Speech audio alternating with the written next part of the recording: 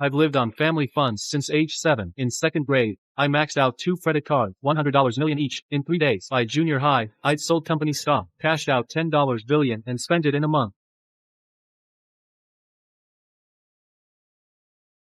In rocked Tide Port's economy and nearly cost Dad his company. In 10 years, I drained a multi-billion-dollar company dry. But today, Dad says we're bankrupt. He told me to go home and farm. Being thousands of miles away, I don't share my father's panic. Hearing the news, I feel no sadness or disappointment. Instead, I actually look relieved. I toss the mop aside and flop onto the floor. Crap system, you heard that, right? We're broke now. Go find another host. All the money I've spent, consider it wasted.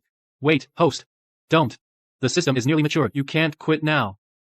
A mechanical, yet sly voice rings in my mind. Hearing the system's voice just makes me furious. Nearly mature, my ass. I've spent over $10 billion on you. Even a seed would have borne fruit by now. But all you do is scam me for money. I'm done.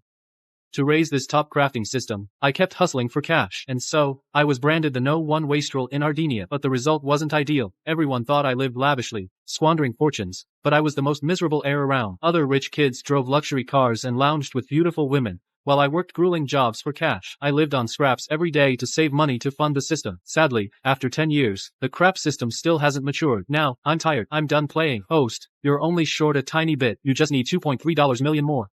Trust me. This crap system has tricked me too many times. My host, this really is the final time. Just agree to the transfer, and the system will finish loading. I check my account balance. Deducting my fare home, I have exactly $2.3 million left. This system really wants to squeeze me dry. No way. If I give you another cent, then I'm an idiot. Even if you put a wastrel suit blueprint right in front of me, I still won't give you a dime. My stance is firm. As soon as I speak, my expression shifts. In my mind, a full suit blueprint appears. Looking at the exquisite mechanical suit, my heart starts racing. I feel myself starting to cave. What man could resist this temptation? Host, I'm really not lying. But with your current skill level, you can't build it even with a blueprint. You need my help. Trust me, just $2.3 million more, and the TCS will be yours. I swallow hard. I have to stay calm. This is the crap system's trap. I have to resist. Fine. Transfer it. In the end, I can't resist. A second later, the bank alert pops up. I've lost count of how many times I've gone broke. I pat myself off, stand up, and sigh. Forget it. After so many scams, what's one more? Just as I finish tidying up, my head starts feeling heavy. Then, a ding sounds in my mind, followed by a mechanical voice. The top crafting system has finished loading. Host attributes enhanced. Starter pack delivered. Store unlocked. I freeze. This time it's real. The system didn't lie to me. As my consciousness entered, the system panel appeared. Host, Elliot Blye. Crafting level, 1 prestige, 0 wealth, 20,000 appearance, 88 math, 61 physics, 60 chemistry, 60 biology, 60 data science, 60 language, 100.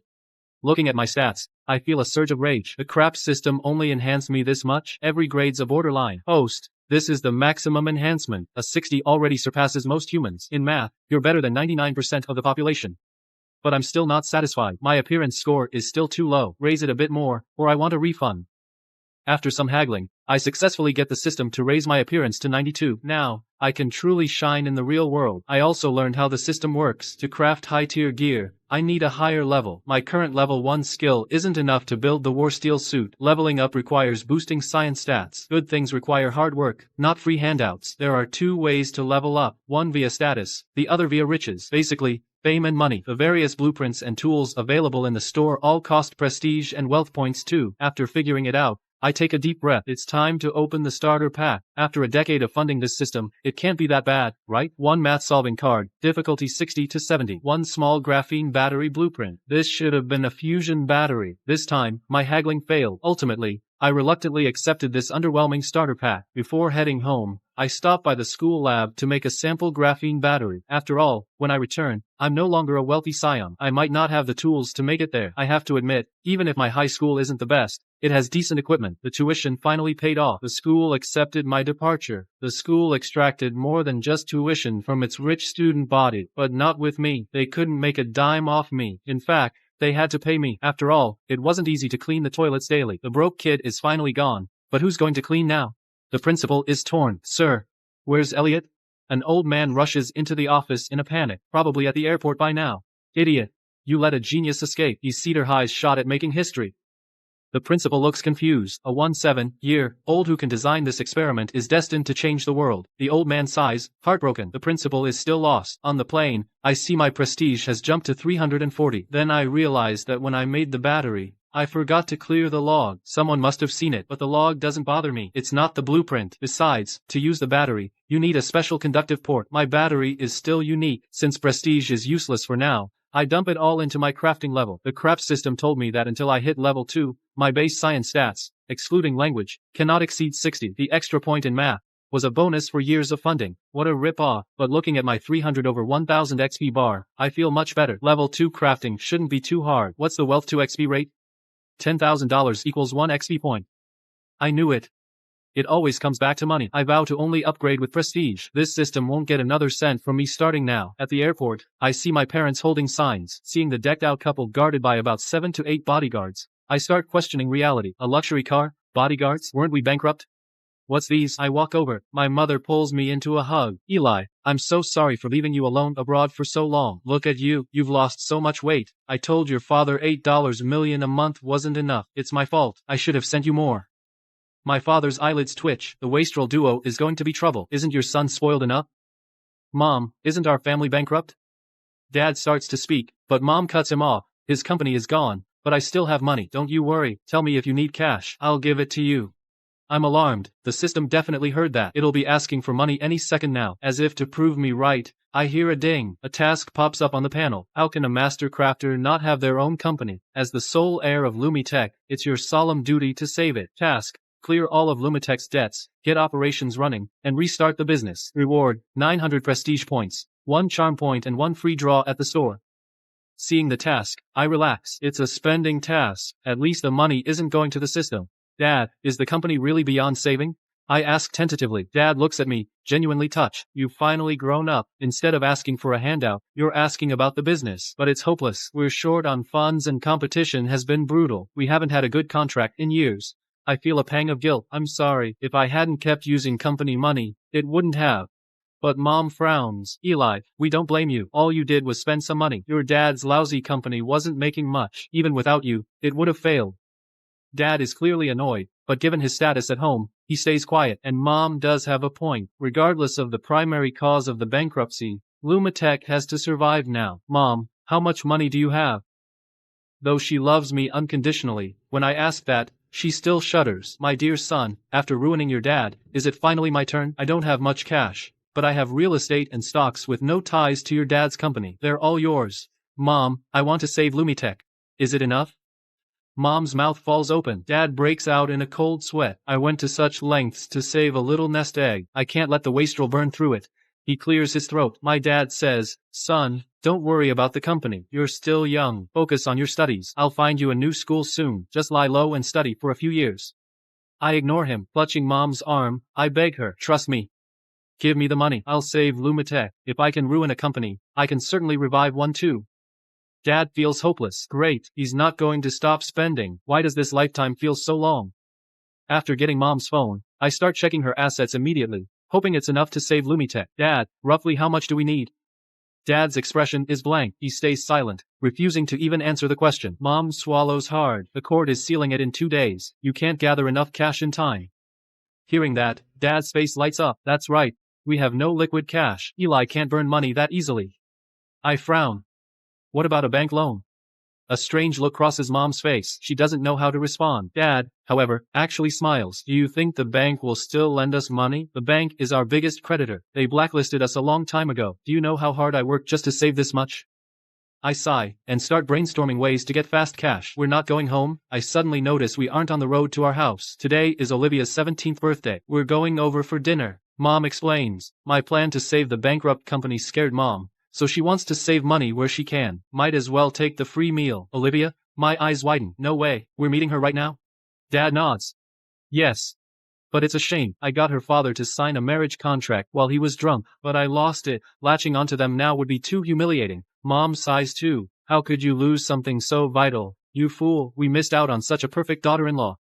I lower my head, feeling guilty. The contract isn't lost. I stole it. To get money for the system, I took the contract to Olivia and sold it back to her for $50 million. It's the most absurd breakup in history. At first, Olivia thought she'd won, but soon, something felt wrong. I was the one calling it off, yet she was the one paying me. She came looking for me later, but I'd already left. The matter was eventually dropped. I'm very reluctant to see her. I'm just about to refuse to go, when a thought hits me. Will there be a lot of rich people at Olivia's birthday party? Most guests are wealthy. If not for my old friendship with Eric, we wouldn't even be invited. I chuckle. So many rich people. Isn't this my chance to get money? To complete the task, I'll have to put aside my pride. When we arrive at Ferrer Estate, we cause an immediate stir. The number one, wastrel in Ardinia, Tideport's biggest spender for the last decade. The legend has finally returned. Eli, you're finally back. I really couldn't survive without you. A chubby guy grabs my leg excitedly. I'm actually moved. His name is Sid Reyes. He was the one who looked after me when I had nothing. You know, without you for comparison. My dad gets so much angrier with me. He used to hit me once a week. Now it's 3 times a day. Life is brutal. Forget it. I'm done wasting money. From now on, I'm helping our family rise again. Sid's eyes go wide. Not wasting anymore?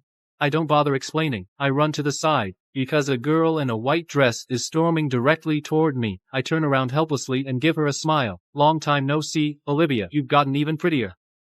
Olivia Ferrer just harumph. I can't believe you came back. I thought you'd stay abroad forever. Of course not. I knew you missed me. So how could I stay away? I took the first flight back. I'm really pushing it just to finish the task. Happy birthday, Olivia. I pull a silver hair clip from my pocket. I'd originally bought it for my cousin, but I have to hand it over. Olivia was furious a moment ago, but now she's completely stunned. Blushing, she takes it and runs back inside. I sigh as I watch her go. She's become truly stunning over the last 2 years. That contract feels like a major loss for me now. The more I think, the more cheated I feel. Suddenly, an idea hits me. I run after Olivia. I've always believed that as a top-tier playboy, walking into a lady's room is totally normal. So, I saunter right into Olivia's bedroom. Olivia toys with the hair clip I gave her, oblivious to my presence. Suddenly, a sharp scream escapes her lips. I quickly clap my hand over her mouth. Quiet. I'm not a bad guy. I can't afford to draw the crowd from downstairs up here. What do you want? Her face flushed a deep pink. This situation is way beyond anything she's ever experienced. I finally let her go. I want to discuss something with you. That marriage contract was just a copy. The original is still with me. For some reason, Olivia feels her heart racing. Sold off by my dad after just a few drinks, and to this wastrel, no less. But then she thinks, why does he look so handsome today? Alright, how about this? I won't ask for more. $50 million, same as before. Transfer it now, and I'll get the original. You can destroy it yourself. No deal. UB time start. Get lost. Her furious scream is loud enough for half the manor to hear. As I slink out of Olivia's room, every single person is staring at me. As expected, the number one wastrel has balls of steel. Mr. Ferrer, would you believe me? It was just business. What do you think? Suddenly, a fist the size of a sandbag comes flying straight at my face. I end up eating dinner with a massive black eye. The food tasted awful. Mom looks at me with pure pity. Mom dabs medicine on my face every few minutes. Dad, however, just smirks. Stick to wasting money, son. Why mess with the young lady instead? Eric did a good job. I shoot a resentful glance at Olivia. She's making a smug, silly face at me, which only frustrates me more. As dinner winds down, I wait for Eric Ferrer to step away. I quietly sneak over to Olivia. Olivia, you have a microphone somewhere, right? Can I borrow it? She knows she should ignore me, but she still asks naturally, why do you need it? I look at her, my gaze deep and expression serious. I have an important announcement to make. Everyone needs to hear this. Olivia covers her burning cheeks. Is he going to confess publicly? I'm not ready for this. No wonder he brought up the contract. But he's a wastrel, though he is rather good looking, even with that swollen black eye. In that short time frame, a million thoughts flash through her mind, and she freezes up. Can I, Olivia? Somehow, she finds herself nodding. Where is it? She points toward a nearby cabinet, head lowered to avoid my gaze. Maybe I should go hide. I'm really not ready for this. I don't notice the change in Olivia's look. Once I have the mic, I clear my throat and jump right into it. Good evening, everyone. As my voice fills the room, I'm once again the center of attention. Eric takes a seat next to Dad, and shoots my parents a confused look. Mom and Dad just stare at each other, wide-eyed. Growing up, they could never guess what I'd do next. Eric glances at his daughter. Seeing her flushed and flustered, his fist tightens. That brat, if he tries anything stupid, I'll blacken his other eye too. Everyone thinks I'm a wastrel, but I'm here to say that's just a prejudice. Not only can I spend money, but I can make it too. Sid, sitting below, scratches his head, worried. Is he really going to change? Won't that make me the no one wastrel then? When I returned, I heard about LumiTech's bankruptcy. I feel immense guilt. As the sole heir of LumiTech, it's my duty to save it. The wealthy elites exchange glances. What's he up to? Saving LumiTech? What a load of nonsense. Olivia stares, completely baffled. This isn't what she expected at all. What is this strange sense of disappointment? I'll change your opinions about me. I'm going to tell everyone.